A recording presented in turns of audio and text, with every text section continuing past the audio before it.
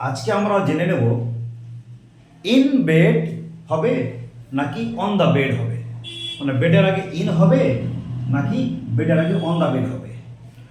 So my dear friends, এটা জেনে রাখো বোথ আর কারেক্ট, দুটোই সঠিক। কি করে দেখো, যেমন মাই mother is lying in bed, যখন বিছানায় শুয়ে আছে, নট স্লিপিং, শুয়ে আছে, সেটা হচ্ছে in bed. My mother is sitting on the bed. যখন বলবো যে বসে আছে, যেমন মা এখন বিছানায় বসে আছে, তাহলে হয়ে যাবে অন দ্য বেড।